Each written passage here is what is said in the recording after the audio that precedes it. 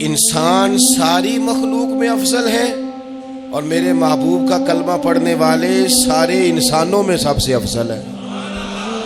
ان کو اللہ نے اور زیادہ فضیلتوں سے برکتوں سے مالا مال کیا۔ یہ وہ مخلوق ہے، یہ وہ لوگ ہیں، یہ وہ امت ہے کہ جو صرف ارادہ کرتی ہے نیکی کا، کرتی نہیں، ارادہ کرتی ہے تو اللہ نیکی کرنے کا اجر عطا فرما بھی دیتا ہے۔ یہ ابھی پلان کرتی ہے کہ میں یہ کام کروں گا تو رب اس کا ثواب شروع بھی فرما دیتا ہے، لیکن پتہ نہیں کیا ہو گیا ہے لوگوں کو، نیکی کے ارادے کرنے چھوڑتے جا رہے ہیں، نیکی کی منصوبہ بندی کرنی چھوڑ دی ہے، خیر کے لیے پلان کرنا ہی چھوڑ دیا ہے۔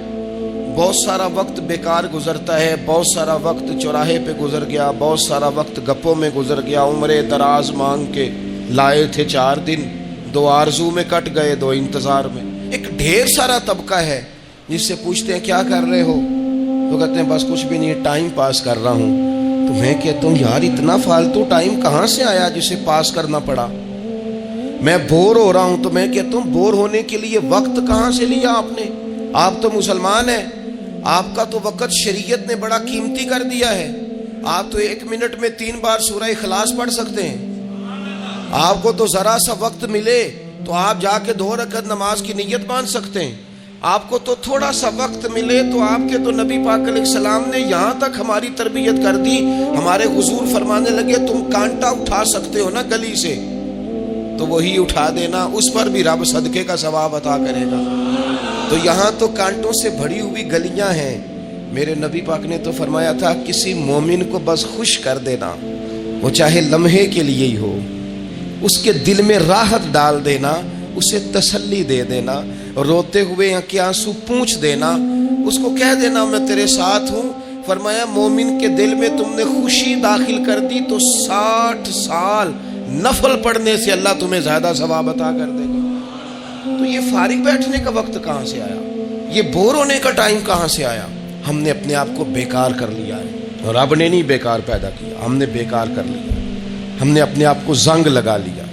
ملت کا وہ جوان جس کو چاہیے تھا کہ وہ خاندان کے 20 50 60 لوگوں کو لے کر چلتا، کفالت کرتا، نمائندگی کرتا، آگے بڑھ کے کہتا میں ہوں نا، گھبرانا نہ، وہ نوجوان خود دکھ سناتا ہے رو رو کے، وہ مجبوریاں سناتا ہے، وہ کچی کچی باتیں کرتا ہے، وہ کہتا ہے مجھے کالا جادو ہو گیا ہے، وہ کہتا ہے فلانے کی نظر لگ گئی ہے، وہ کہتا ہے چچا نے آگے نہیں جانے دیا، وہ کہتا ہے میں ابا جی نے صحیح تقسیم نہیں کی تو میں پیچھے رہ گیا۔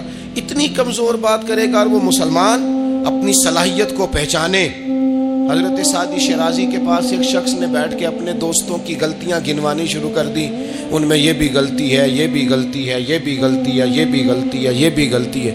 تو حضرت سعدی ہنس پڑے، فرمانے لگے اور یاد رکھ تیرے سجن بڑے ہی برے ہیں، اور پانی بڑا بھی گندا ہو نا تو آگ بجھانے کے کام پھر بھی آ جایا کرتا ہے۔ کوئی تو خوبی ان میں تلاش کر لینا، پانی بڑا بھی گدلا ہو تو آگ تو بجھاتا ہے کہ نہیں بجھاتا؟ ہمارا یہ مزاج بن گیا ہے کہ ہم اپنی صلاحیتوں سے کام ہی نہیں لیتے، ہمیں پتہ ہی نہیں ہم کیا کر سکتے ہیں۔ میرے رسول پاک صلی اللہ علیہ وسلم کا کمال یہ ہے کہ حضور نہ انسان کی صلاحیتیں اجاگر کر دیتے، محبوب اجاگر کر دیتے، حضور اندر جذبہ پیدا کر دیتے۔ اس طرح کا وہ اقبال کہتے ہیں کہ تمہارا وقت کا امام وہ نہیں ہوتا جو تمہیں کہے حالات بڑے خراب ہیں، اس قوم کا کچھ بھی نہیں ہو سکتا، اس ملک کا کچھ بھی نہیں ہو سکتا، فلانا ادارہ بھی خراب ہو گیا، فلانا بندہ بھی کرپٹ ہو گیا، فلانا بھی دنیا دار ہو گیا، پیر بھی خراب ہو گئے، مولوی بھی خراب ہو گئے، سیاستدان بھی خراب ہو گئے، اور بیوروکریٹس بھی خراب ہو گئے، اور تاجر بھی خراب ہو گئے، اور فلانی برادری یہ ظلم کرتی، فلانا قبیلہ یہ ظلم کرتا ہے، فلانے شہر کے لوگ، اسی چکر میں صرف مایوسیاں پھیلانی ہیں، کبھی خیر کی بات ہی نہیں کرنی۔ لیکن اقبال کہتے ہیں کہ ہے وہ تیرے زمانے کا امام برحق جو تجھے حاضر و موجود سے بیزار کرے اور موت کی شکل میں دکھلا کے تجھے جلوہ یار زندگی تیرے لیے اور بھی دشوار کرے، وہ تیرے اندر رمق پیدا کرے۔ آج جو حاجی غار سور پہ جاتے ہیں تو یہ لوگ پانی کی بوتل ان کی بغل میں ہوتی ہے، رستے میں 3 4 جگہ بنی ہوئی ہیں، پانی پئیں، چائے پئیں، جوس پئیں، بندوبست ہے، آپ کے کھانے پینے کے لیے آپ چیزیں خرید سکتے ہیں۔ اوپر جائیں تو وہاں بھی سارا کچھ بیٹھنے کا بہترین اہتمام ہے. جب حضرت صدیق اکبر گئے تھے تو دن کو نہیں گئے تھے, رات کو گئے تھے. اور جناب اسماء بنت ابی بکر جب رات کو کھانا لے کے جاتی تھی تو وہاں تو دن کو آج بھی 1400 سال کے بعد بھی آبادی کوئی نہیں. اس وقت کیا منظر ہوگا. اور اب رستہ بن گیا تھا, اب تو رستہ بھی نہیں تھا. تو حضرت اسماء کہتی ہیں میں اکیلی روٹی پکاتی تھی, پھر اسے باندھتی تھی. پھر میں یہ نہیں کہ 2-4 میرے ساتھ ساتھی چلو تو پھر غار ثور پہ چلتے ہیں, لوگ تو یوں جاتے ہیں نا. فرماتی میں دیکھتی تھی ادھر ادھر کہ کوئی ہے تو نہیں, دیکھ تو نہیں رہا. جب کوئی نہیں ہوتا تھا تو رات کو جاتی تھی اور غار پہ کھانا دے کے آتی تھی. اور حضرت صدیق اکبر نے حضور کو کندھوں پہ بٹھا کے کہا تھا حضور پتھر نکیلے ہیں, ان کی نوک تیز ہے, کہیں مقدس قدموں کو تکلیف نہ دیں, اگر مہربانی کریں تو میرے کندھوں پہ نہیں بیٹھ جاتے. حضور حضرت صدیق اکبر کے کندھوں پہ بیٹھ گئے. درویش کہنے لگے پباں پار قدم نہیں جے لاؤندا تے 100 پہاڑ تے چڑھیا جاندا, او پیا جاندا جے یار نبی دا, اے اصلی دلدار نبی دا. او پیا جاندا جے یار نبی دا, اے اصلی دلدار. اپنے اندر جذبہ پیدا کریں. ہم کچھ کر سکتے ہیں. غریب ساری زندگی دکھ ہی سنائے گا کہ میں غریب. اس نے محنت کب کرنی ہے, جدوجہد کب کرنی ہے, اس نے آگے کب بڑھنا ہے, وہ کب تک یہ کام کرے گا. اپنی زندگی کے اندر شعور پیدا کریں اور اپنی صلاحیت سے کوئی نفع لیں. آپ کیا کر سکتے ہیں زندگی میں؟ میں نے کہا کچھ نہیں کر سکتے, گلی سے روڑا تو اٹھا سکتے ہیں کہ نہیں. کچھ انقلاب اپنے مزاج میں پیدا کریں, کچھ تبدیلی پیدا کریں. اس کے لیے سب سے زیادہ ضروری یہ ہے کہ ہم اپنے اندر اخلاقی تبدیلی لانے میں کامیاب ہو جائیں. کائنات میں ایک قوم وہ سمجھتی ہے جن کا اخلاق سنور جاتا ہے, اور جو لوگ اپنے اندر اخلاقی تبدیلی نہیں نہ لاتے. آپ دیکھیں نبی پاک علیہ السلام کا انقلاب کس طرح کا ہے. عرب کے لوگ سمجھتے تھے کہ معاف کرنا بزدلی ہے, صبر کرنا بزدلی ہے. وہ کہتے تھے یہ کیا بات ہوئی, ہمارا دشمن کیا سمجھے گا کہ بزدل ہے, انہوں نے معاف کر دیا. وہ کہتے تھے معاف کر دیں تو کمزور پڑ جائیں گے, سامنے والا کہے گا کہ ان کے پلے کچھ نہیں, معاف کر دیا. اور ہمارے زمانے میں آج معاف کمزور آدمی کرتا ہے, طاقتور آدمی معاف نہیں کرتا. وہ جس کے پاس طاقت نہیں ہوتی وہ کہتا ٹھیک ہے میں نے اللہ پہ چھوڑ دیا, حالانکہ اس نے بھی اچھا کیا, پر کمال تو یہ ہے کہ تیرے پاس ساری طاقت ہو پھر بھی تو فیصلہ اللہ پہ چھوڑے. اور حضرت موسیٰ کلیم اللہ علیہ السلام نے عرض کیا تھا مالک تیرے بندوں میں تیری نظر میں معزز کون ہے؟ تو رب کریم نے فرمایا میرے کلیم جس کے پاس بدلہ لینے کی طاقت ہو پھر بھی معاف کر دے, وہ رب کی نظر میں بڑی عزت والا ہے. عرب کے لوگ سمجھتے تھے یہ بزدلی ہے کہ میں معاف کر دوں, لیکن حضور نے ان کو اخلاقی طور پہ بدل دیا. اور نبی پاک نے فرمایا معاف کرنا بزدلی نہیں, یہ تو اعلیٰ ظرفی ہے. تو پھر کس طرح بھلا معافی ان کو ہوئی؟ فتح مکہ کے دن حضور نے اس طرح نہیں معاف کیا کہ پہلے ہمارے ہاں بھی لوگ معاف کرتے ہیں تو ہم پتہ کس طرح معاف کرتے ہیں, پہلے ساری اس کی زیادتیاں گنواتے ہیں. پتہ ہے نا تو نے اس وقت کیا کہا تھا, یاد ہے نا تو بڑی ڈینگے مارتا تھا, یاد ہے نا تو بڑی بڑکے مارتا تھا. عرب کے لوگ سارے سامنے کھڑے ہیں, پتہ کون کون ہے؟ اکرمہ بن ابو جہل آخری دن تک لڑے, ابو سفیان آخری دن تک لڑے, سارے لوگ سامنے کھڑے, کچھ بھاگ گئے ہیں جان بچا رہے ہیں. حضور نے کیا فرمایا؟ فرمایا پتہ تمہارے ساتھ آج سلوک کیا کرنا ہے؟ یا رسول اللہ بتائیے. تو نبی پاک نے فرمایا وہی کرنا ہے جو جناب یوسف نے بھائیوں کے ساتھ کیا تھا.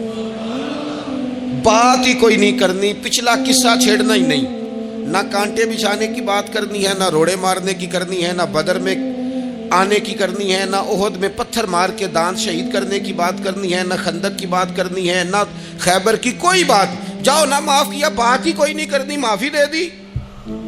ابو سفیان کہنے لگے حضور مجھے بھی معافی ہے.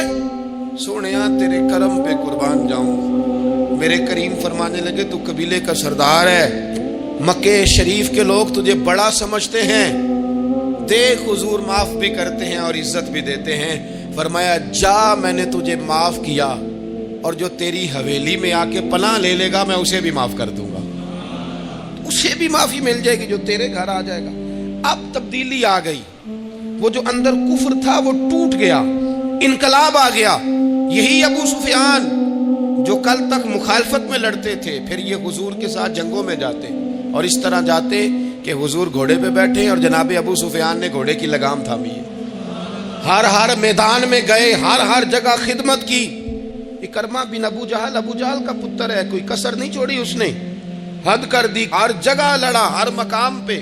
لیکن فتح مکہ کے موقع پر یہ بھاگ گیا تھا، جان بچا کے چھپ گیا۔ اس کی بیوی آئی، کہنے لگی سونیا میرے چھوٹے چھوٹے بچے ہیں، مجھے پتہ چلا ہے کہ میرے شوہر کے لیے آپ نے ڈیتھ وارنٹ جاری کر دیے ہیں کہ جہاں ملے مار دیا جائے۔ صحابہ نے یہ اعلان کیا ہے، وہ سخت مجرم ہے، اس کے لیے سخت آرڈر جاری کیا گیا ہے۔ تو کریم کیا فرمانے لگے؟ حضور فرمانے لگے تو کیا چاہتی ہے؟ میں کوئی آپ کو قصہ تو نہیں نہ سنا رہا، خدا را مہربانی کریں، تھوڑا سا دل بڑا کریں، تھوڑا سا۔ وہ ساس کہتی ہے جی میں کہ میں معاف کر دیا جی، تو انہوں پتہ نہیں پیر صاحب میرے اندر زخم کنے نے، مثلا کیا ہے، گولی مار دی ہے کسی نے کسی کو۔ بہو سے کہیں تو کہتی ہے جی میں معاف کر دوں، اس کو معاف کر دوں، آپ کو بتاؤں اس نے تکلیف کتنی دی۔ مہربانی کرو، ایک دوسرے کو معاف کرو، اپنے دل میں گنجائش پیدا کرو۔ اس بندے کی بات ہو رہی ہے جو باپ سے لگا ہوا ہے مخالفت کرنے، ابے نے بھی ظلم کیے، اس نے بھی کیے۔ حضور اس کی بیوی سے کہتے ہیں کیا چاہتی ہے؟ کہنے لگی حضور معاف کر دیں اسے۔ تو نبی پاک صلی اللہ علیہ وسلم نے فرمایا ٹھیک ہے، یہاں تو معافی کا دروازہ تو سب سے زیادہ کھلا ہوا ہے۔ تو کہتی ہے تو چلو ٹھیک ہے، معاف کیا، ہو گئی بات۔ اس نے جا کے جہاں چھپا ہوا تھا اسے کہا اکرمہ حضور نے تجھے معاف کر دیا۔ کہنے لگا کوئی کرنے والی بات کر، وہ معاف کرتے ہیں مجھے پتہ ہے، بڑا کرتے ہیں، پر جو میں نے کیا ہے وہ معافی والا نہیں۔ مجھے معافی ہو سکتی ہے، یہ کیسے ہو سکتا ہے، یہ کیسے ہو گیا، ہو ہی نہیں سکتا۔ اس کی بیوی پھر آئی، کہنے لگی حضور وہ مانتا نہیں، یہ تاریخ صرف میرے رسول کی ہے، یہ سیرت صرف میرے رسول کی ہے، کہ جس کو معاف کیا جا رہا ہے اس کی سمجھ میں بات نہیں آ رہی کہ بھلا مجھے معاف کر دیا ہے۔ حضور کہتے ہیں اچھا تو بتا وہ کیسے مانے گا؟ کہنے لگی حضور اگر کوئی نشانی دے دینا، عرب کے لوگ تلوار دے دیتے تھے، زرہ دے دیتے تھے، پگڑی دے دیتے تھے، چھڑی دے دیتے تھے، یہ دلیل ہوتی تھی کہ فلاں نے نشانی دے دی۔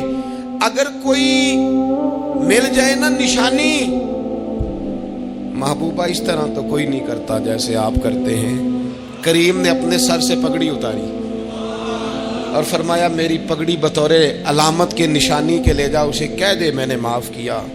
اب اکرمہ کو معافی ہو گئی، وہ آ رہے ہیں، یوں اخلاق بدلتے ہیں، وہ آ رہے ہیں۔ یہاں کوئی بڑا آدمی آئے نا تو پہلے اعلان ہوتا ہے فلاں بن فلاں صاحب آ رہے ہیں، اب ان کو دعوت دیتے ہیں، لیکن وہ اعلان چھوٹا کرتا ہے بڑے کے لیے۔ یہاں انوکھا باب ہے، اکرمہ کلمہ پڑھنے آ رہے ہیں، نبی پاک صحابہ سے کیا فرما رہے ہیں؟ فرمایا وہ کلمہ پڑھنے آ رہا ہے، اطاعت قبول کر کے آ رہا ہے، سر تسلیم خم کر کے آ رہا ہے، اس کے سامنے اس کے باپ کے کسی ظلم کا اظہار نہ کرنا۔